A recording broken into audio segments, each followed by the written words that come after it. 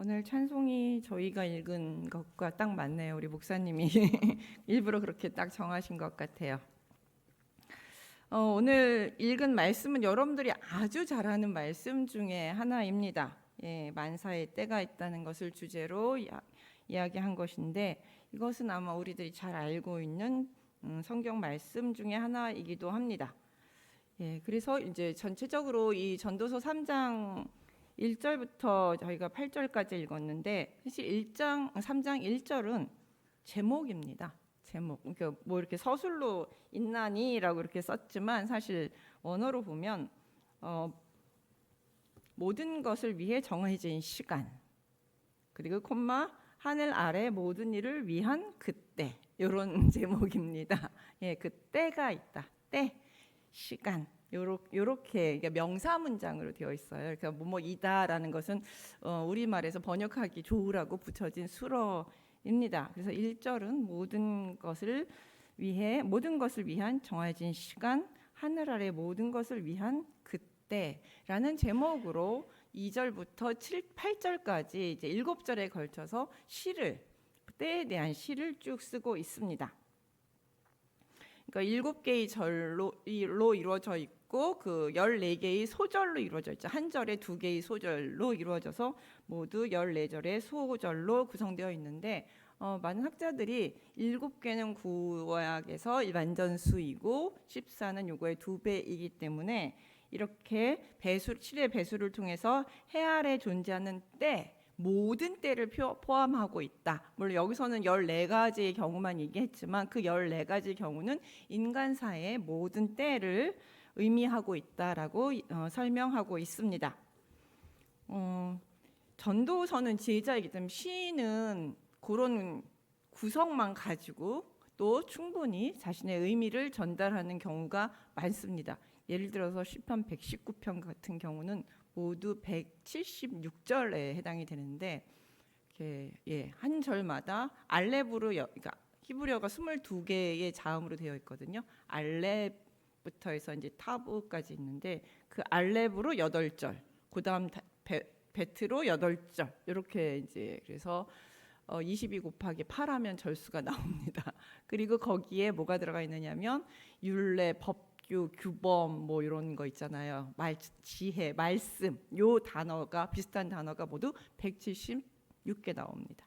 정확하게. 그러니까 그 형식미를 딱 맞춰서 지혜, 말씀이 우리 삶에 가장 중요하다라는 것을 아주 지독하게 176절을 통해서 우리에게 전달해 주는 것이 119편의 시의 목적입니다. 이렇게 히브리 시는 우리에게 자신의 목적을 위해서 구성을 딱 할 때가 많습니다. 이런 이제 구성을 가지고 우리에게 모든 것에는 하나님의 때가 있다라는 것을 이제 설득하려고 시작을 합니다. 그래서 보면 2절부터 이제 삶과 죽음의 때가 있음을 이제 날 때와 죽을 때, 심을 때와 심은 것을 뽑을 때로 이야기를 합니다.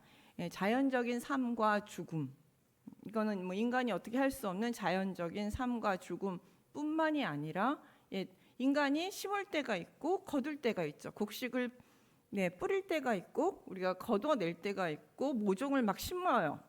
봄만 되면 열심히 텃밭 하시는 농사 짓거나 텃밭에 열심히 모종을 심어요. 그렇지만 가을이 되면 다 가을 거지를 하죠. 거둘 때가 있습니다.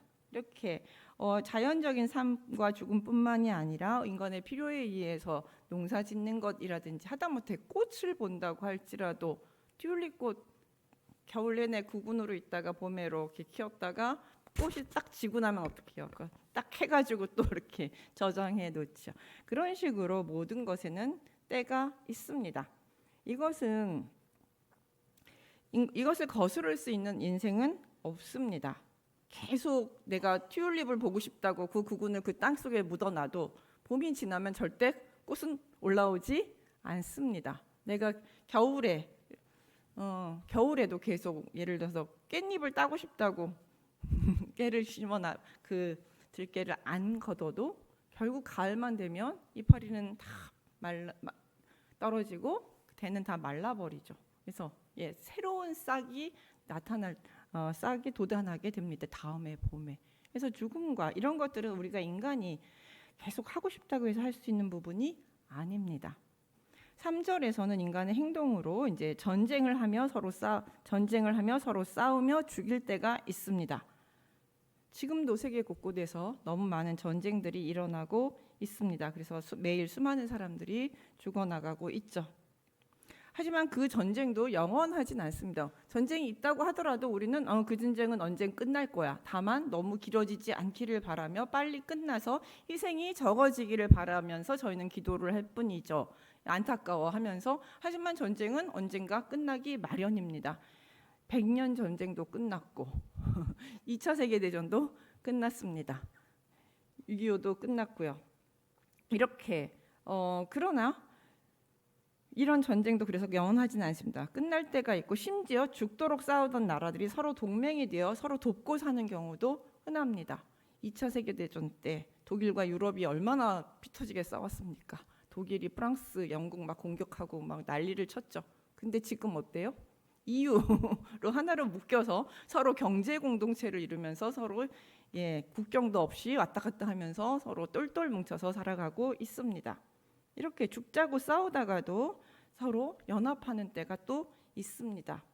헐 때도 있고 세울 때도 있습니다. 어떤 것들을 막 헐어버릴 때도 있고 또 새롭게 세워낼 때도 있습니다. 아무리 지키고자 하더라도 아무리 오래오래 쓰고 싶어도 건물이라는 것 물론 천년 가는 것도 있긴 하지만 그건 인간이 엄청 노력을 해서 그 수리를 하고 보수를 하고 노력을 했기 때문에 그렇게 가는 것이죠. 사실 허물 때도 있고 세울 때도 있다. 이 말은 여기 계신 분들은 모두 다 잘 이해하실 겁니다. 재건축이 주변에서 너무 엄청나게 일어나서 산점 몇 개 전에 저도 옛날에 제가 살던 동네 가면 그 동네가 아니에요.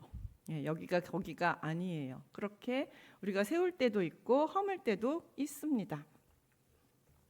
4절에서 보면 울 때가 있고 웃을 때가 있고 슬퍼할 때가 있고 춤을 출 때가 있다고 이야기합니다. 희노애락이 인간 사회는 이렇게 서로 겹쳐가면서 번갈아가면서 일어나고 있죠. 인간 사이에 천년가는 슬픔도 천년가는 분노도 없지요. 이 대사 어디서 나온 것 같지 않아요? 도깨비에서 도깨비가 한 말입니다.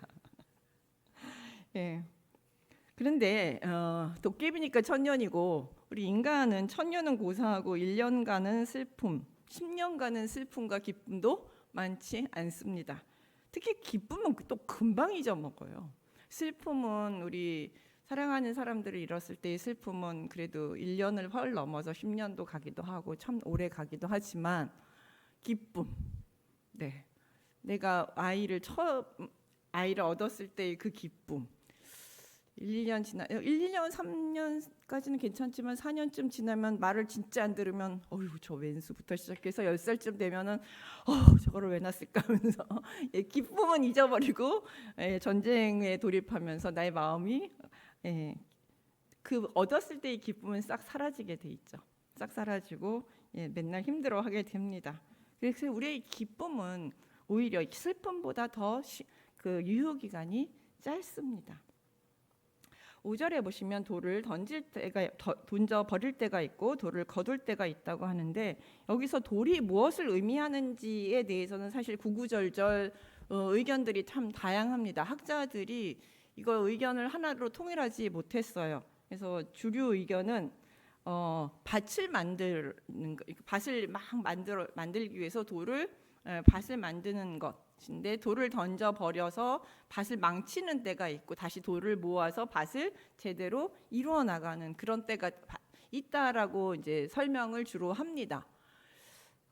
그렇지만 저는 그래서 자기가 농사를 짓기 위해서 밭을 고를 때가 있고 어떤 사람은 또 그것을 망가뜨릴 때도 있죠. 허물 때도 있습니다. 내가 세운 것들을 내 손으로 망가뜨릴 때도 인간은 가끔 존재하기도 합니다. 하지만 저는 이 돌을 하찮은 것이라는 생각을 해보았습니다. 그래서 내 손에 있는 것이 참 하찮아 보여서 마구마구 집어 던져버리는 거죠. 다 던져버려요. 쓸모없는 것이라 해서 다 던져버려요. 근데 어느 날 보니 그게 너무 귀해졌어요. 그래서 나는 내 손으로 막 모으는 거죠. 다시 모으는데 그게 잘 모아지진 않아요. 젊은이들에게 그것은 시간이겠고 시간이죠. 인간 사이에 있어서 젊은 사람들이 시간이 남고 예, 그다음에 나이가 먹으면 시간이 없죠. 모으고 싶어도 다시 모아지지 않는 것도 있습니다. 그것뿐만 아니라 너무 많아요. 이런 것들이 예전에는 지천으로 흔했던 것들이 지금은 찾아도 눈에 씻고 찾아보기 어려운 것들이 상당히 많이 존재합니다. 그러니까 영원히 쓸모없는 것도 영원히 귀한 것도 없는 것이죠. 언제는 귀하고 언제가 되면 또 쓸모가 없어지기도 합니다.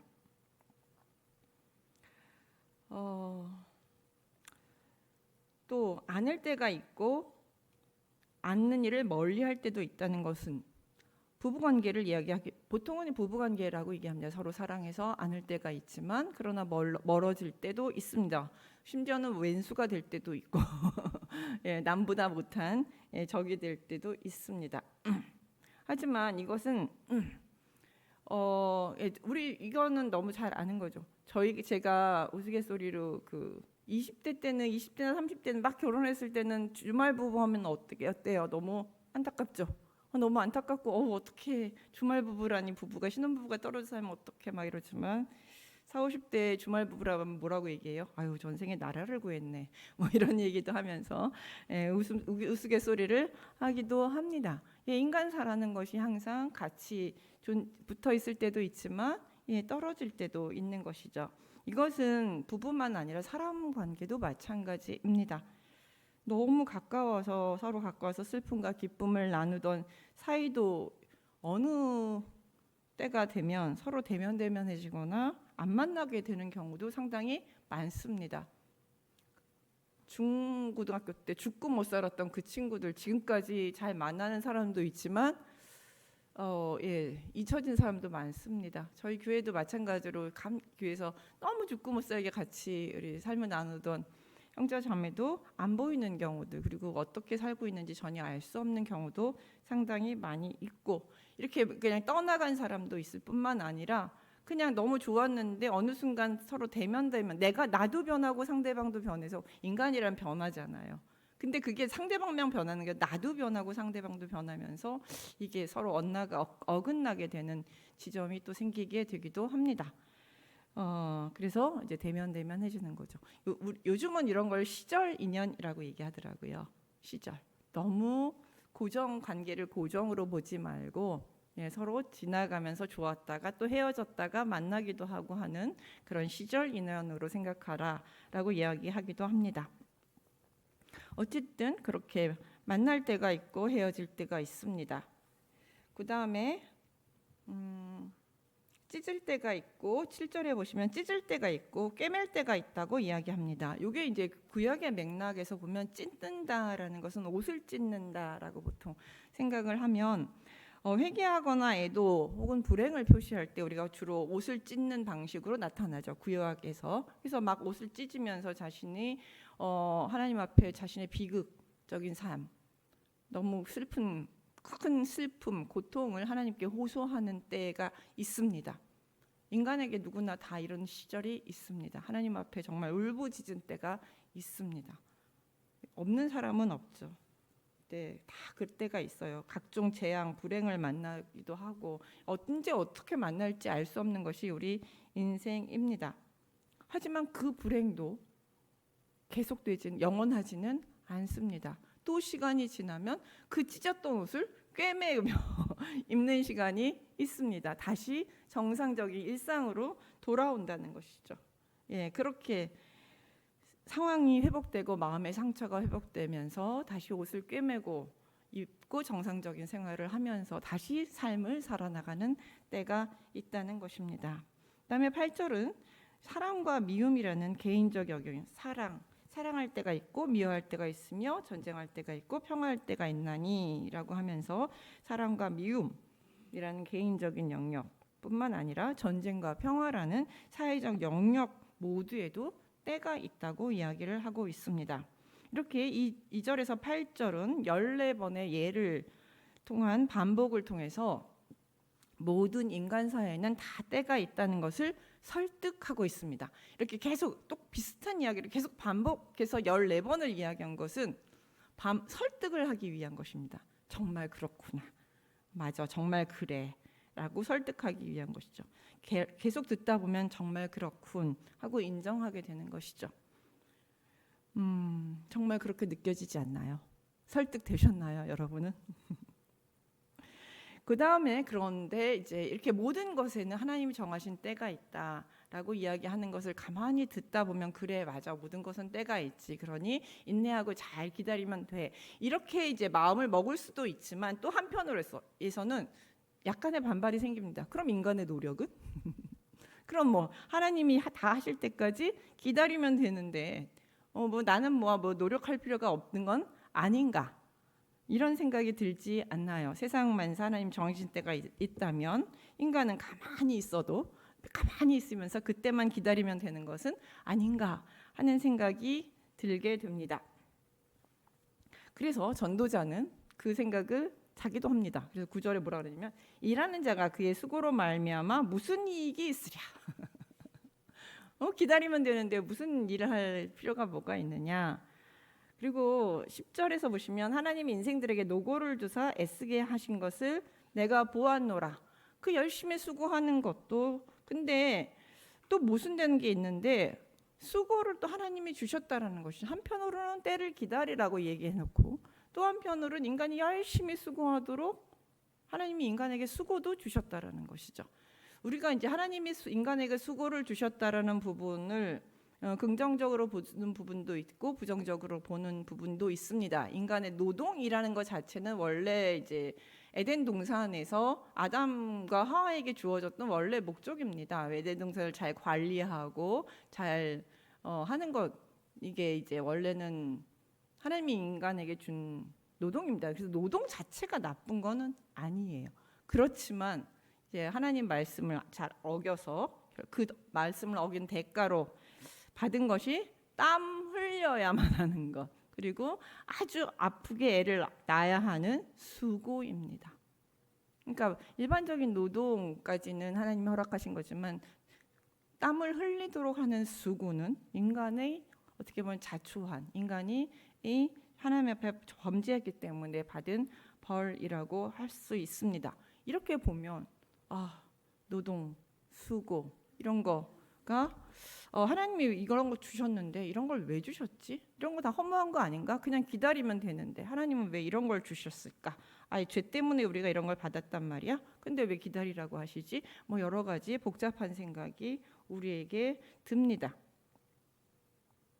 그랬을 때 11절에 하나님이 모든 것을 지으시되 때를 따라 아름답게 하셨고 또 사람들에게는 영원을 사모하는 마음을 주셨느니라. 그러나 하나님이 하시는 일의 시중을 사람으로 측량할 수 없게 하셨도다 라고 이야기합니다. 즉 이 말은 전도자는 하나님이 그 모든 것, 즉 생사, 화복과 수고를 인간에게 주셨지만 그것은 전적으로 우리를 고통스럽게 하기 위해서 내린 벌은 아니라고 이야기합니다. 그 수고와 어려움만 있는 것이 아니라 때를 따라서 하나님은 우리의 인생을 아름답게 만드시는 손길이 있다라는 것이죠. 하나님의 손길이 있다라고 이야기를 합니다. 즉 우리의 수고를 통해서 하나님은 우리의 인생을 아름답게 만드시는 분이라는 것이죠. 그 수고가 본래적이건 아니면 인간의 죄 때문에 왔건 그래서 인간 삶 속에는 수고가 원래적으로 존재하는 것입니다. 늘 수고를 하면서 살아갈 수밖에 없는 존재입니다. 그러나 그것을 통해서 하나님은 우리의 인생을 아름답게 만드신다는 것이죠. 다만 언제 그런 기쁨이 내 수고에 대한 열매를 통한 기쁨이 언제 올지 그거는 인간이 알 수 없습니다. 오늘 수고하고 내일 당장 그 열매를 따먹고 싶지만 그것은 아니라는 것이죠. 그런 긴 영역 속에서 봤을 때 긴 시간 속에서 즉 그 하나님이 하시는 일의 시종 처음과 끝을 인간은 모르기 때문에 그 시간은 하나님의 손에 있습니다. 그래서 인간은 알 수가 없습니다. 여기서 하나님의 손에 있는 시간은 하나님의 손에 그 시종이 있다고 그랬는데 하나님의 손 안에 시간이 있다고 얘기하는데 이게 바로 영원입니다. 영원. 하나님의 손 안에 있는 시간이 영원이고 인간의 손 안에 있는 것은 한때입니다. 여기서 때, 시간이라고 하는 것은 인간에게 주어진 시간이고 영원은 하나님의 시간입니다. 영원이라는 것을 단순하게 이제 아주 무한한 시간이라고 이야기를 하기도 합니다. 보통은 이제 그렇게 이야기를 하고 있지만 성경에서는 하나님의 시간을 뜻합니다.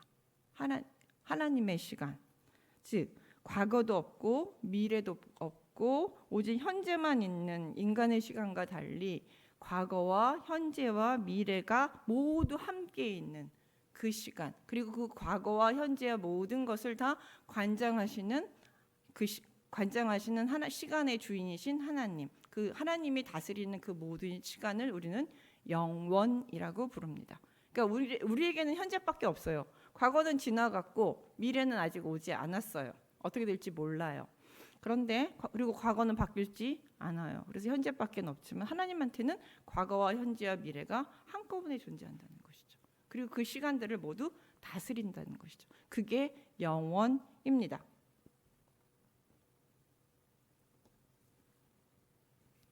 이렇게 현재의 눈으로 보면 때를 얻지 못한 인간의 수고는 헛되어 보일 수도 있습니다.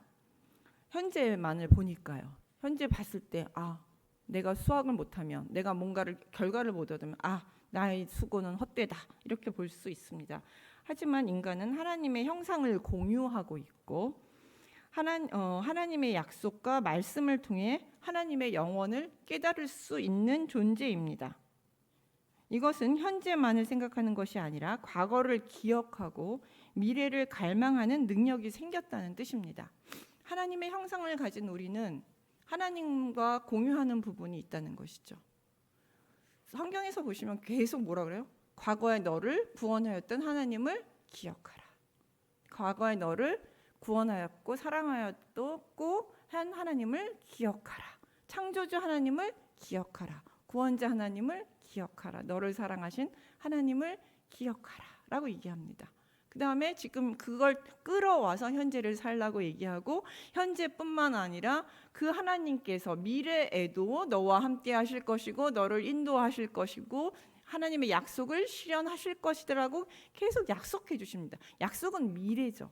그 미래를 그 약속을 통해서 우리에게 미래를 보여주시고 미래를 바라보면서 살라고 말씀하신다는 것이죠.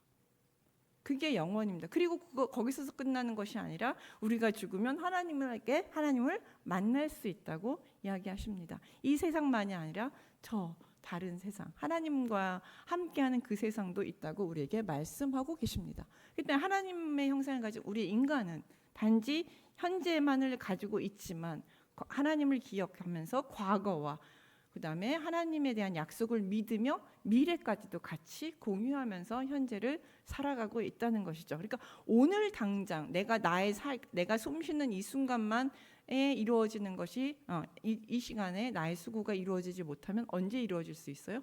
나의 미래에 언젠가는 하나님의 선하신 손이 나의 미래에 그것을 내 죽음 이후에라도 하나님께서 언젠가는 이루신다는 것이죠. 그렇기 때문에 우리는 이 현재 속에서 하나님의 시간인 영원을 맛보면서 살짝씩 들여다보면서 우리는 살고 있습니다.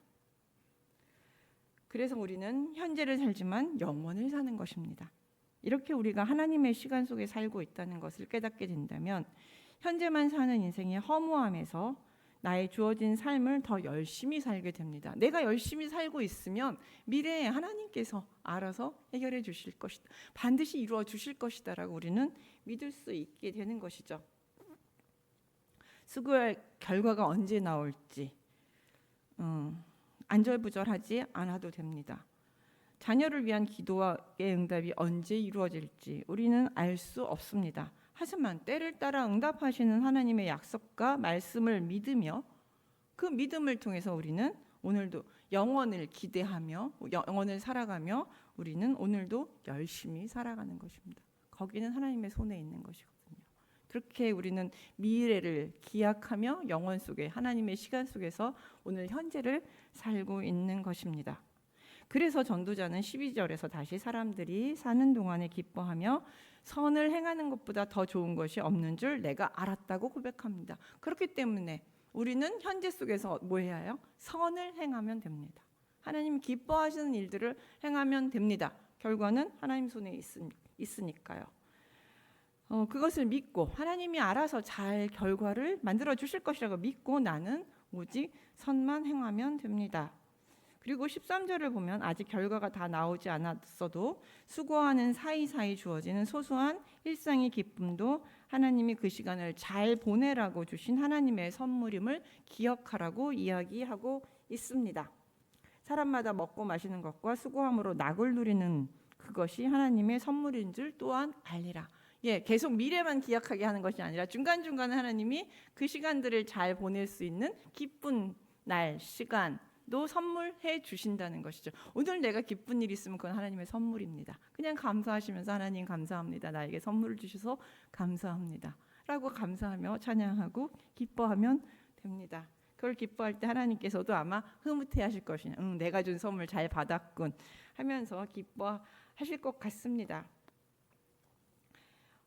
이렇게 그리고 14절에서 15절은 이렇게 인간에게는 현재만 있을 뿐이고 하나님은 영원을 살아가시기에 인간을 영원을 다스리는 하나님의 지혜와 능력을 두려워하고 경외하게 된다고 말합니다.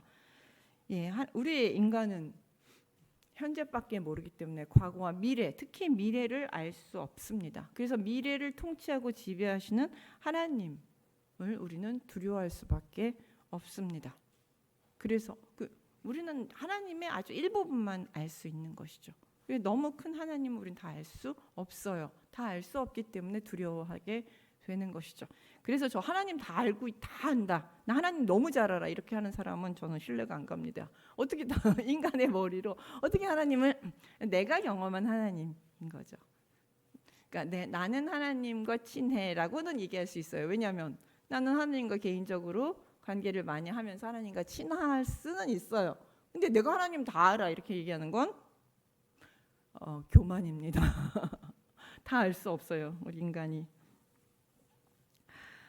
이렇게 해서 하나님의 때가 있지만 그럼에도 불구하고 때가 있어서 기다려야 합니다. 때가 있기 때문에 기다려야 하지만 기다리는 동안 인간은 아무것도 안 하는 것이 아니라 그날 날마다 주어진 삶에 충실하면서 선을 행하면서 낙심하지 말고 살아가라고 우리에게 전도자가 이야기하고 있는 것이죠.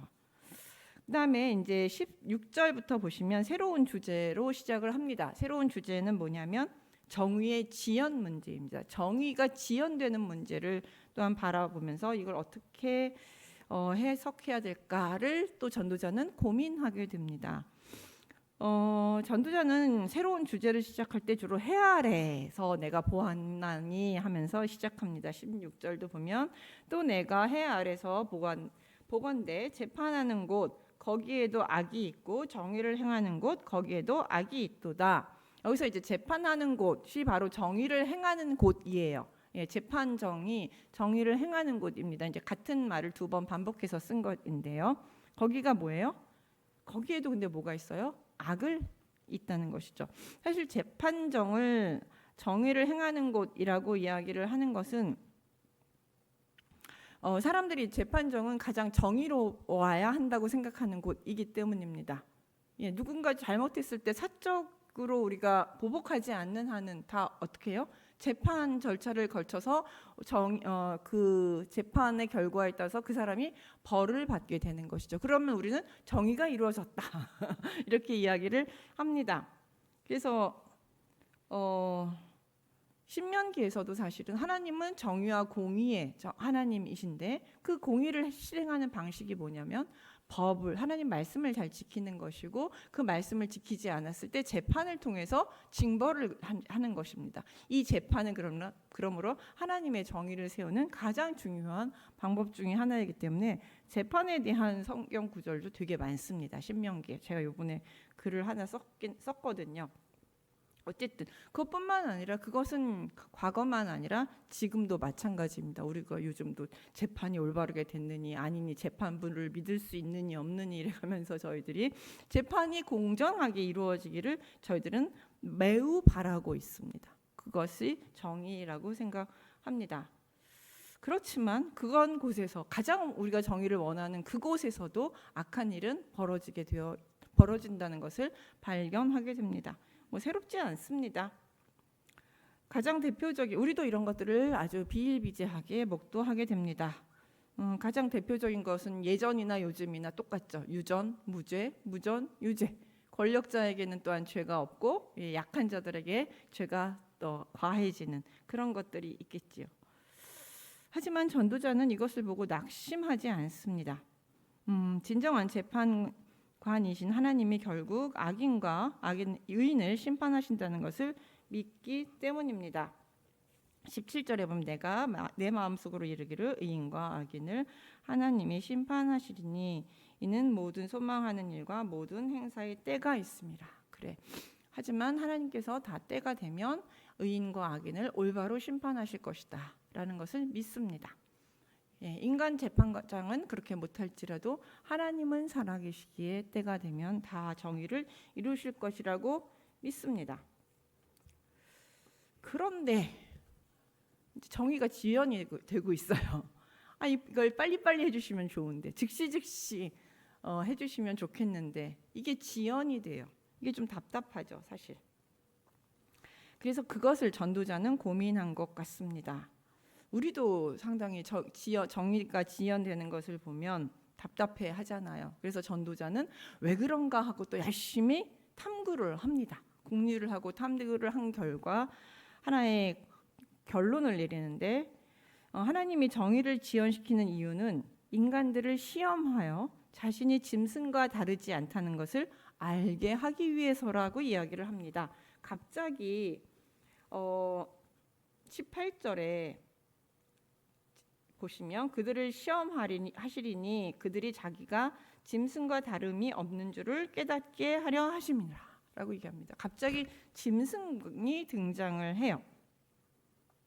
그러면서 18절 그 다음에 19절 인생이 당하는 일을 짐승도 당하나니 그들이 당하는 일이 일반이라 다 동일한 호흡이 있어 짐승이 죽음같이 사람도 죽으니 사람이 짐승보다 뛰어남이 없는 것은 모든 것이 헛됨이로다. 우리 다 알잖아요. 인간이 뛰어나다고 얘기하는데 사실 죽음 앞에서 인간도 동물도 다 죽어요. 하나님의 그 때가 되면 다 죽을 수밖에 없습니다. 물론 이거는 누구도 피해갈 수 없어요. 그리고 또 하나 20절에 보면 죽은 다음엔 다 흙으로 돌아가요. 다 흙으로 한 줌 흙으로 다 돌아가 버려요. 이거는 뭐 인간은 아니야. 인간은 구슬이 돼. 뭐 구슬이 예쁜 구슬이 되고 짐승은 흙으로 된다. 뭐 이렇게 얘기해도 우겨도 아무 소용이 없습니다. 한 줌 흙으로 돌아가는 것은 인간이나 짐승이나 동일합니다. 뭐가 다를까요, 도대체? 생물학적으로 봐도 인간과 짐승은 조금 더 다름이 없는데 뭐가 다를까요? 그러니까 또 한쪽에서 뭐라고 얘기하냐면 인생들의 혼은 위로 올라가고 짐승의 혼은 아래로 아래 그 땅으로 내려가는 줄 누가 알랴?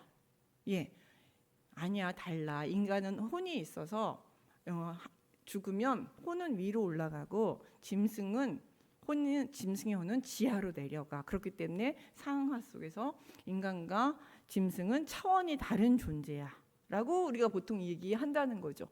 근데 그걸 어떻게 알겠냐는 거예요. 너 죽어봤어? 그거 어떻게 알아? 라고 얘기해요. 되게 시니컬하죠. 이거 왜 이렇게 얘기할까? 그러므로 왜 이런 얘기를 왜 이렇게 시니컬하게 이야기를 했을까요? 이런 전도자의 말은 인간에게 영혼이 있다는 것을 부인하는 것이 아닙니다. 인간에게 영혼이 있다는 것을 인정합니다. 그는 인간이 영혼을 가진 우월한 존재라면 무엇이 옳은지 그른지 어떤 것이 정의이고 어떤 것이 부정의인지 구별하는 분별력을 가져야 한다고 이야기하는 것입니다. 역설적으로. 짐승과 다르려면 여기 지금 정의 얘기를 하다가 갑자기 짐승과 인간의 차이가 뭐냐라고 얘기한 거잖아요. 그러니까 짐승과 인간이 다르려면 뭐가 정의인지 부정인지를 아는 것이 인간이고 그걸 모르면 짐승이라는 것이죠. 그러므로 인간이 영적 존재라는 것을 정의의 실현을 통해서 증명해야 한다는 것입니다. 영혼을 가진 존재는 하나님이 우리에게 심어주신 그 정의, 올바름, 하나님의 뜻을 행함. 왜냐? 하나님의 형상을 가졌기 때문에 하나님의 형상을 따라서 하나님께서 원하시는 그 방향으로 살아가는 힘과 능력이 있다라는 것이죠. 그러므로 네가 짐승이 아니라면 그 능력을 증명하라는 것이죠. 그러면 하나님 왜 그럼 그 정의 지연의 시간을 두셨느냐? 인간이 잘못할 수 있어요. 그런데 그 잘못하자마자 하나님께서 바로 심판을 내려주시면 인간이 깨달을 시간이 없다라는 것이죠. 그 정의의 지연의 시간은 인간이 자신의 잘못을 깨닫고 회개하고 다시 한번 정의롭게 살 수 있는 삶의 기회를 주기 위해서, 혹은 잘못된 재판을 했을 경우에 잘못된 재판을 뒤엎고 올바로 정의를 다시 세울 수 있는 기회를 주기 위한 시간이라는 것이죠. 그래서 우리가 인간이라는 것을 증명해내는 시간이라는 것이죠. 그런데 그 기간 동안, 주어진 기간 동안에 그것을 깨닫고 바로 잡으면 그는 인간다운 존재이지만, 만약에 그 기간에도 깨닫지 못하고 그 정의를 올바로 회복하지 못한다면 그는 짐승과 다름없는 존재라고 이야기하고 있습니다. 참 통렬하죠. 정의를 행하느냐 마느냐를 가지고, 하나님의 형상 말씀대로 사느냐 아니냐를 가지고 그는 짐승이냐 인간이냐를 구별하고 있습니다. 여러분은 어디에 속하시나요? 우리는 다 참 예리하고 통찰력 있을 뿐만 아니라 우리의 가슴을 되게 찌르는 말인 것 같습니다. 마지막으로 전도자는 22절에서 3장 전체의 결론을 내립니다. 그러므로 나는 사람이 자기 일에 즐거워하는 것보다 더 나은 것이 없음을 보았나니 이는 그것이 그의 목이기 때문이라. 그 뒤에 일어날 일이 무엇인지를 보게 하려고 그를 도로 데려올 자가 누구랴. 그러니까 지금 인간에게 주어진 것은 지금 주어진 삶, 현재를 살아간다는 것이죠. 그게 네 몫이에요. 내 몫이에요. 저에게 주어진 거. 내가 선을 막 했는데 이 선의 결과를 내가 못 볼 수도 있어요. 그런데 내가 이거 보고 싶다고 다시 죽었다가 다시 살아서 올 수는 없잖아요. 다시 거슬러서 올 수는 없잖아요. 이건 하나님의 몫이라는 것이죠. 나의 몫은 그냥 오늘 주어진 삶을 열심히 살아가는 것이죠. 그것도 어떻게? 그냥 대충 아니고 선하게, 정의롭게 그렇게 살아가는 것이 인간에게 주어진 몫이라는 것이죠. 그리고 또 하나 더, 기쁨으로 하나님이 주어주신 선물들을 하나하나 발견해가면서 그것을 주신 것에 감사하고 기뻐하면서 살아가는 것이죠. 그렇기 때문에 오늘 우리에게 주어진 것은 지금이에요. 그렇기 때문에 뭘 미뤄놓으면 안 됩니다. 미래에 하지, 나중에 하지, 나중에 때가 되면 하겠지, 이렇게 미루는 건 인간의 몫이 아닌 것이죠. 우리의 몫은 뭐예요? 오늘을 열심히 사는 겁니다. 오늘 할 일을 내일로 미루지 말자. 왜냐하면 우리에게 주어진 건 현재밖에 없기 때문에 그렇습니다. 여러분은 뭘 지금 미루어놓고 계신가요? 우리 다 같이 이렇게 미뤄놓은 것들이 상당히 많이 있습니다. 그렇지만 하나님은 말씀하십니다. 미루지 말라고. 너에게 주어진 건 오늘이니 오늘을 최선을 다해서 하려고 말씀하고 계십니다. 이렇게 1절부터 15절에서는 전도자는 시간의 주인인 하나님이 하나님이며 결과는 하나님께 맡기고 선을 행하고 살라고 말씀하십니다. 그러나 16절에서 22절에서는 정의를 미루지 말고 지금 행하라고 말씀하고 있습니다. 결국 전도자는 우리에게 결과지향적으로 살지 말고 하나님의 선하심을 믿고 현재 말씀대로 사랑하고 인내하고 정의롭게 충실하게 살라는 너무나도 당연한 말을 이렇게 길게 논증을 한 것입니다. 그러나 이 당연한 말대로 사는 것이 참 쉽지는 않습니다. 너무 당연해요. 특히 빨리빨리를 외치며 할 수 있다 하시는 나의 능력 주 하나님. 그래서 빨리 결과를 얻기를 원하는 그 조급함을 가지고 있는 우리는 이런 기다림이 힘들고 나의 뜻을 하나님의 뜻을 때 맞추는 것보다는 하나님이 내 뜻에 맞춰주기를 아주 간절히 바라는 그런 열망들이 우리에게는 참 많이 있어서 더 힘듭니다. 그렇기에 우리는 오늘도 다시 한번 이 말씀을 통해서 하나님의 때에 순종하며 오늘 내가 해야 할 선을 행하며 살겠다고 다시 다짐해보는 시간을 가졌습니다. 기도하겠습니다.